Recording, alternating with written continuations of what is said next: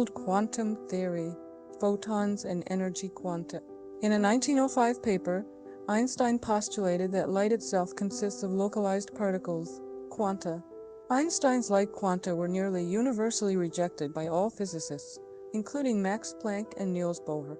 This idea only became universally accepted in 1919, with Robert Millikan's detailed experiments on the photoelectric effect and with the measurement of Compton scattering.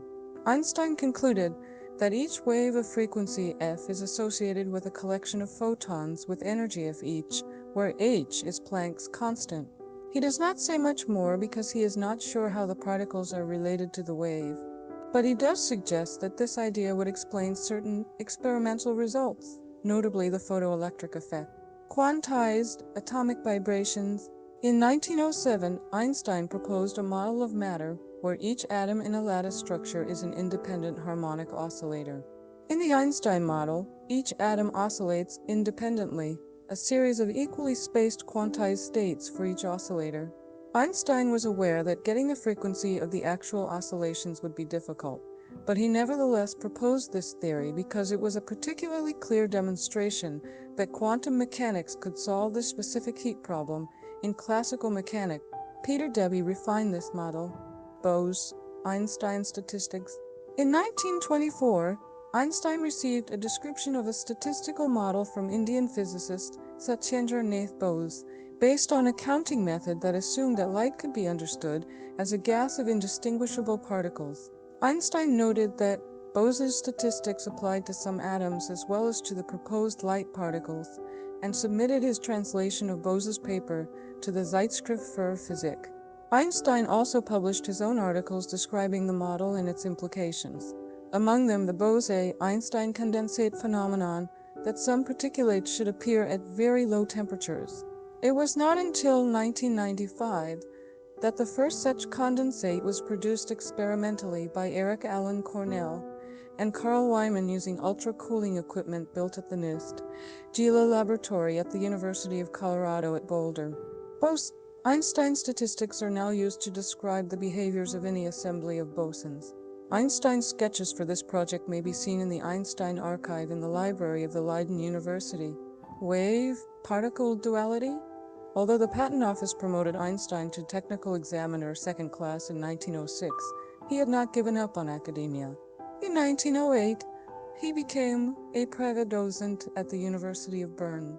In Über die Entwicklung unserer Anschauungen über das Wesen und die Konstitution der Strahlung, the development of our views on the composition and essence of radiation, on the quantization of light, and in an earlier 1909 paper, Einstein showed that Max Planck's energy quanta must have well-defined momenta and act in some respects as independent, point-like particles. This paper introduced the photon concept, although the name photon was introduced later by Gilbert N. Lewis in 1926, and inspired the notion of wave-particle duality in quantum mechanics. Einstein saw this wave-particle duality in radiation as concrete evidence for his conviction that physics needed a new unified foundation. Zero-point energy. In a series of works completed from 1911 to 1913, Planck reformulated his 1900 quantum theory and introduced the idea of zero-point energy in his second quantum theory. Soon, this idea attracted the attention of Einstein and his assistant Otto Stern. Assuming the energy of rotating diatomic molecules contains zero-point energy, they then compared the theoretical specific heat of hydrogen gas with the experimental data. The numbers matched nicely. However, after publishing the findings, they promptly withdrew their support because they no longer had confidence in the correctness of the idea of zero-point energy. Stimulated emission. In 1917, at the height of his work on relativity, Einstein published an article in Physikalische Zeitschrift that proposed the possibility of stimulated emission, the physical process that makes possible the maester and the laser. This article showed that the statistics of absorption and emission of light would only be consistent with Planck's distribution law if the emission of light into a mode with n photons would be enhanced statistically compared to the emission of light into an empty mode. This paper was enormously influential in the later development of quantum mechanics, because it was the first paper to show that the statistics of atomic transitions had simple laws. Matter waste. Einstein discovered Louis de Broglie's work and supported his ideas, which were received skeptically at first. In another major paper from this era, Einstein observed that de Broglie waves could explain the quantization rules of Bohr and Sommerfeld. This paper would inspire Schrödinger's work of 1926. Quantum mechanics. Einstein's objections to quantum mechanics. Einstein played a major role in developing quantum theory, beginning with his 1905 paper on the photoelectric effect. However, he became displeased with modern quantum mechanics as it had evolved after 1925. Despite its acceptance by other physicists, he was skeptical that the randomness of quantum mechanics was fundamental rather than the result of determinism, stating that God is not playing at dice. Until the end of his life, he continued to maintain that quantum mechanics was incomplete. Bohr versus Einstein. The Bohr-Einstein debates were a series of public disputes about quantum mechanics between Einstein and Niels Bohr, who were two of its founders. Their debates are remembered because of their importance to the philosophy of science. Their debates would influence later interpretations of quantum mechanics. Einstein, Podolsky, Rosen paradox. Einstein never fully accepted quantum mechanics. While he recognized that it made correct predictions, he believed a more fundamental description of nature must be possible. Over the years, he presented multiple arguments to this effect, but the one he preferred most dated to a debate with Bohr in 1930. Einstein suggested a thought experiment in which two objects are allowed to interact and then moved apart a great distance from each other. The quantum mechanical description of the two objects is a mathematical entity known as a wave function. If the wave function that describes the two objects before their interaction is given, then the Schrödinger equation provides the wave function that describes them after their interaction. But because of what would later be called quantum entanglement, measuring one object would lead to an instantaneous change of the wave function describing the other object, no matter how far away it is. Moreover, the choice of which measurement to perform upon the first object would affect what wave function could result for the second object. Einstein reasoned that no influence could propagate from the first object to the second instantaneously fast. Indeed, he argued, physics depends on being able to tell one thing apart from another, and such instantaneous influences would call that into question.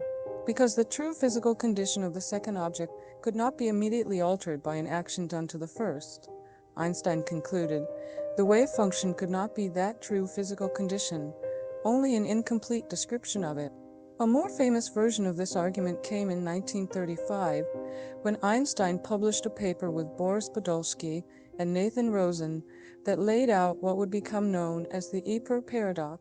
In this thought experiment, two particles interact in such a way that the wave function describing them is entangled.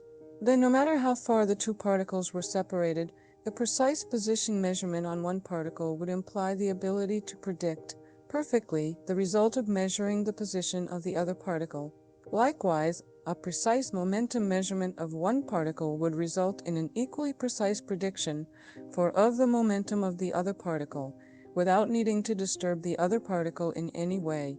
They argued that no action taken on the first particle could instantaneously affect the other, since this would involve information being transmitted faster than light, which is forbidden by the theory of relativity. They invoked a principle, later known as the Ypres criterion of reality, positing that, if, without in any way disturbing a system, we can predict with certainty, i.e., with probability equal to unity, the value of a physical quantity, then there exists an element of reality corresponding to that quantity. From this, they inferred that the second particle must have a definite value of both position and of momentum prior to either quantity being measured. But quantum mechanics considers these two observables incompatible and thus does not associate simultaneous values for both to any system. Einstein, Podolsky, and Rosen therefore concluded that quantum theory does not provide a complete description of reality. In 1964, John Stuart Bell carried the analysis of quantum entanglement much further. He deduced that if measurements are performed independently on the two separated particles of an entangled pair, then the assumption that the outcomes depend upon hidden variables within each half implies a mathematical constraint on how the outcomes on the two measurements are correlated. This constraint would later be called a Bell inequality. Bell then showed that quantum physics predicts correlations that violate this inequality. Consequently, the only way that hidden variables could explain the predictions of quantum physics is if they are non-local, which is to say that somehow the two particles are able to interact instantaneously, no matter how widely they ever become separated. Bell argued that because an explanation of quantum phenomena in terms of hidden variables would require non-locality, the Ypres paradox is resolved in the way which Einstein would have liked least. Despite this, and although Einstein personally found the argument in the Ypres paper overly complicated, that paper became among the most influential papers published in Physical Review. It is considered a centerpiece of the development of quantum information theory. Unified field theory. Encouraged by his success with general relativity, Einstein sought an even more ambitious geometrical theory that would treat gravitation and electromagnetism as aspects of a single entity. In 1950, he described his unified field theory in a Scientific American article titled On the Generalized Theory of Gravitation. His attempt to find the most fundamental laws of nature won him praise but not success. A particularly conspicuous blemish of his model was that it did not accommodate the strong and weak nuclear forces, neither of which was well understood until many years after his death. Although most researchers now believe that Einstein's approach to unifying physics was mistaken, his goal of a theory of everything is one to which his successors still aspire. Other investigations? Einstein conducted other investigations that were unsuccessful and abandoned. These pertain to force, superconductivity, and other research, collaboration with other scientists. In addition to longtime collaborators Leopold Unveiled, Nathan Rosen, Peter Bergman, and others, Einstein also had shot collaborations with various scientists. Einstein-De Haas experiment. In 1908, Owen Willens Richardson predicted that a change in the magnetic moment of a free body will cause this body to rotate. This effect is a consequence of the conservation of angular momentum and is strong enough to be observable in ferromagnetic materials. Einstein and Wander Johannes De Haas published two papers in 1915 claiming the first experimental observation of the effect. Measurements of this kind demonstrate that the phenomenon of magnetization is caused by the alignment, polarization, of the angular momenta of the electrons in the material along the axis of magnetization. These measurements also allow the separation of the two contributions to the magnetization, that which is associated with the spin and with the orbital motion of the electrons. Einstein as an inventor. In 1926, Einstein and his former student Leo Szilard co-invented, and in 1930 patented, the Einstein refrigerator. This absorption refrigerator was then revolutionary for having no moving parts and using only heat as an input. On 11 November 1930, U.S. Patent 1,781,541 was awarded to Einstein and Leo Szilard for the refrigerator. Their invention was not immediately put into commercial production, but the most promising of their patents were acquired by the Swedish company Electrolux. Einstein also invented an electromagnetic pump, sound reproduction device, and several other household devices. Non-scientific legacy. While traveling, Einstein wrote daily to his wife Elsa and adopted stepdaughters Margot and Ilse. The letters were included in the papers bequeathed to the Hebrew University of Jerusalem. Margot Einstein permitted the personal letters to be made available to the public, but requested that it not be done until 20 years after her death. She died in 1986. Barbara Wolf, of the Hebrew University's Albert Einstein Archives, told the BBC that there are about 3,500 pages of private correspondence written between 1912 and 1955. Einstein's right of publicity was litigated in 2015 in a federal district court in California. Although the court initially held that the right had expired, that ruling was immediately appealed and the decision was later vacated in its entirety. The underlying claims between the parties in that lawsuit were ultimately settled. The right is enforceable, and the Hebrew University of Jerusalem is the exclusive representative of that right. Corbis, successor to the Roger Richman Agency, licenses the use of his name and associated imagery as agent for the university.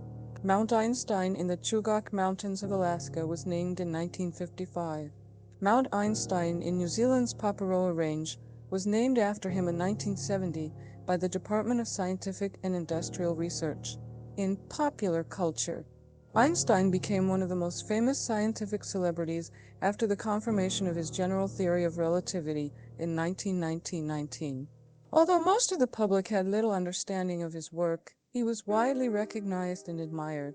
In the period before World War II, the New Yorker published a vignette in their The Talk of the Town feature saying that Einstein was so well known in America that he would be stopped on the street by people wanting him to explain that theory. Eventually, he came to cope with unwanted inquirers by pretending to be someone else. Pardon me, sorry. Always I am mistaken for Professor Einstein. Einstein has been the subject of or inspiration for many novels, films, plays, and works of music. He is a favorite model for depictions of absent-minded professors. His expressive face and distinctive hairstyle have been widely copied and exaggerated. Time magazine's Frederick Golden wrote that Einstein was a cartoonist's dream come true. Many popular quotations are often misattributed to him. For example, it is often claimed, erroneously, that he said, "The definition of insanity is doing the same thing over and over and expecting different results." Awards and honors. Einstein received numerous awards and honors, and in 1922, he was awarded the 1921 Nobel Prize in Physics for his services to theoretical physics, and especially for his discovery of the law of the photoelectric effect. None of the nominations in 1920 met the criteria set by Alfred Nobel, so the 1921 prize was carried forward and awarded to Einstein in 1922. Einsteinium, one of the synthetic elements in the periodic table, was named in his honor. Hey everyone, I hope you enjoyed the video. If you did, please don't forget to give it a thumbs up, subscribe to the channel, and ring that bell to stay updated on all our latest content. Thanks so much for watching, and I'll see you in the next one.